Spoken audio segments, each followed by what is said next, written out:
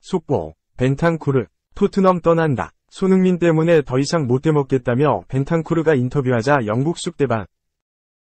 손흥민 대신 로드리고 벤탄쿠르가 캡틴 역할을 소화했다.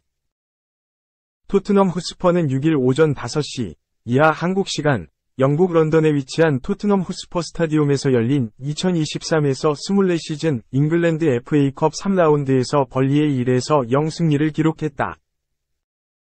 이로써 토트넘은 32강 진출에 성공했다. 손흥민 없이 치르는 첫 번째 경기. 전술적인 변화는 없었다. 엔제 포스테코글루 감독은 히샬리송과 브레넌 존슨, 데얀 쿨루셉스키로 공격 라인을 구축했고 그 밑을 지오반니 로셀소와 로드리고 벤탄쿠르, 올리버 스킵으로 채웠다. 백사라인은 에메르송 로얄과 페드로 포로, 벤 데이비스, 데스티니 우도기가 구축했으며 굴리엘모 비카리오가 골키퍼 장갑을 꼈다. 치열한 리그 다툼을 벌이고 있는 토트넘이지만 FA컵에서 힘을 뺄 수는 없었다.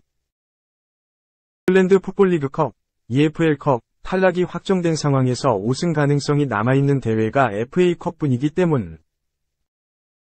전체적인 경기는 토트넘이 주도했다. 축구 통계 매체 후스코어드 기준 64.9%의 점유율을 기록하며 90분 내내 벌리를 압박했고 무려 16번이 슈팅을 시도했다. 패스 성공률 역시 86%에 달했다. 하지만 답답함을 지울 순 없었다. 공격진들은 활발하게 움직였지만 벌리의 탄탄한 수비에 막혀 좀처럼 마무리를 짓지 못했다. 박스 안으로 공을 투입하기도 어려워했기에 슈팅은 대부분 골문 바깥에서 나왔다. 이런 상황에서 수비수가 해결사로 나섰다. 주인공은 포로. 후반 중후반 전방 압박을 통해 공을 탈취한 포로는 공간이 비어있는 것을 본 후 그대로 오른발 중거리 슈팅을 시도했다. 발등에 제대로 얹힌 공은 무회전 궤적을 그리며 골문 상단에 꽂혔다.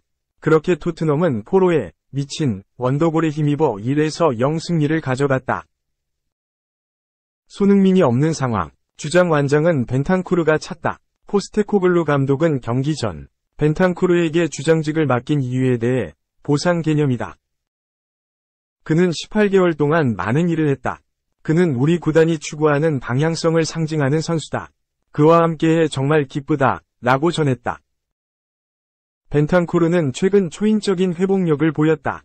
지난 아스톤 빌라전에서 태클을 당하며 발목 인대 파열 부상을 당한 그는 2월 복귀가 예상됐지만 그보다 2달 이른 본머스전에서 복귀전을 치렀다. 해당 경기에서 벤탄쿠르는 선제골에 기여하며 승리를 이끌었고 이 경기에선 캡틴으로서 팀을 진두지휘했다. 2. 예상보다 한 달 일찍 복귀. 벤탄쿠르. 메디슨 플러스 사르 역할 동시에 수행해야 하는 중책 맡았다. 예상보다 빨리 부상을 털고 돌아온 로드리고 벤탄쿠르가 이제 토트넘 호스퍼의 운명을 결정할 선수가 됐다. 2022년 겨울 토트넘의 유니폼을 입은 벤탄쿠르는 곧바로 팀의 주전 미드필더로 자리 잡았다. 그는 유려한 탈압박과 볼 전개 능력으로 토트넘 중원에서 윤활유 역할을 맡았다. 2021-22 시즌 중도에 합류했던 벤탄쿠르는 공식전 18경기 4도움을 기록하며 팀에게 유럽축구연맹 챔피언스리그 진출권을 안겨줬다. 지난 시즌 벤탄쿠르는 공격력까지 장착하며 토트넘에 없어서는 안 될 존재로 등극했다. 그는 26경기 6골 2도움으로 해리 케인에 이어 팀 내 최다 득점 2위까지 올랐다. 상승세를 구가하던 벤탄쿠르는 지난해 2월 레스터시티와의 리그 경기에서 낭팔리스 맨디와 충돌해 십자인대 파열 부상을 당했다. 벤탄쿠르는 지난 10월 크리스탈 팰리스와의 2023-24 시즌 잉글랜드 프리미어리그 10라운드 맞대결에서 교체 출전했다. 약 8개월 만에 그라운드로 돌아왔지만 그는 얼마 지나지 않아 또 부상으로 쓰러졌다. 벤탄쿠르는 지난 11월 아스톤 빌라와의 리그 13라운드에서 빌라의 수비수 매티 캐시에 거친 태클로 발목 인대가 파열되는 부상을 당했다. 당초 예상 복귀 날짜는 2월이었다. 또다시 장기 부상의 악령이 덮치는 줄 알았지만 벤탄쿠르는 모두를 놀라게 했다. 그는 빠른 회복세를 보이며 지난 31일 EPL 20라운드 본머스전에서 선발로 나섰다. 벤탄쿠르는 파페 사르와 미드필더진에서 호흡을 맞췄다. 경기력을 완전히 회복하기 어려웠다는 걸 감안하면 활약도 준수했다.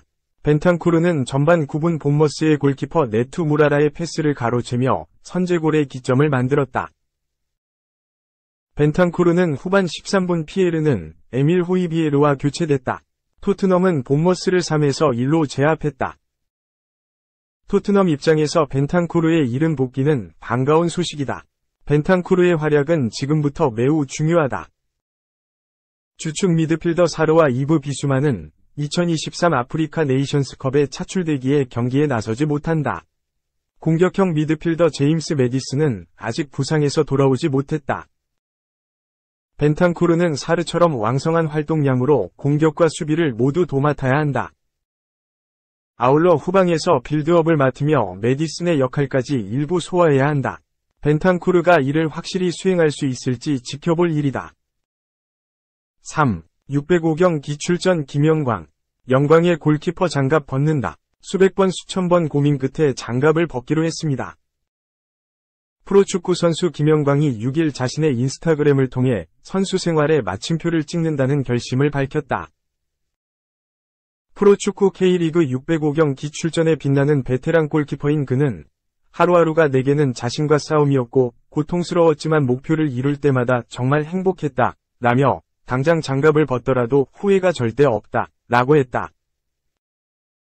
그는 찾아주는 곳이 있을 때 떠나는 게 나중에 안 좋은 모습으로 떠나는 것보단 낫다고 생각이 들었다. 라며 은퇴 결심 배경을 밝혔다.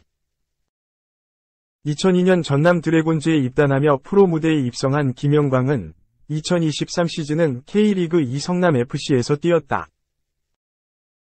22시즌 동안 605경 기에 출전해 전남, 성남, 울산 HD, 경남FC, 서울 이랜드FC까지 5개 팀의 골문을 지켰다. 2023년 시즌에도 17경기에 출전하며 선수로서 경쟁력을 입증했으나 새 시즌을 앞두고 결국 프로 무대를 떠나기로 했다.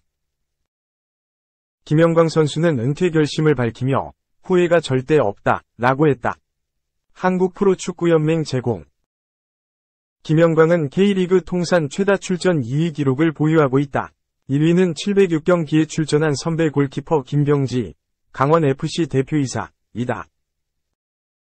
김영광은 국가대표 유니폼을 입고 17경기를 뛰어 15골을 내줬다. 연령별 대표로도 61경기에 출전했다. 2004 아테네 올림픽 당시 개최국 그리스와 본선 첫 경기에서 선방쇼를 펼치는 등 대회 8강 진출에 크게 기여했다. 그는 은퇴를 밝힌 글을 이렇게 마무리했다. 응원과 격려를 아낌없이 보내주신 팬분들과 가족들, 함께 선수 생활을 했던 동료들과 지도자분들, 그리고 몸담았었던 구단에도 진심으로 감사를 전합니다. 저의 제2위 인생도 많이 응원해주시고 격려해주시고 많은 관심과 사랑 부탁드립니다. 축구선수로서, 골키퍼로서 여러분들께서 많은 사랑과 응원 보내주셔서 다시 한번 진심을 담아 한 분 한 분께 감사의 마음을 전합니다. 4. 너무 약해서 위장 전술 같은 중. 상대팀 감독의 위문. 홍콩전 패배 일부러 진 것 아니냐? 타지키스탄의 페타르 세그르트 감독은 6일 한국 시간 중국 언론과 인터뷰에서 중국이 홍콩에 진 것이 믿기지 않는다.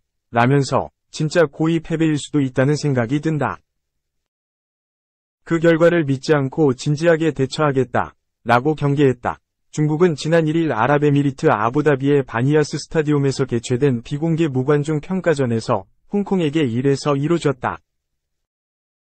피파 랭킹 79위인 중국이 150위 홍콩에게 패하며 망신을 당했다. 중국은 전반 9분 탈룽에 선제골로 리드를 잡았다. 하지만 후반 6분 키치 SC 소속 푼푸이인에게 동점골을 내줬다. 돌발 상황도 많았다. 후반 11분 엔 미드필더 왕성희안이 심판에게 모욕적인 발언을 해서 퇴장을 당해 위기를 자초했다.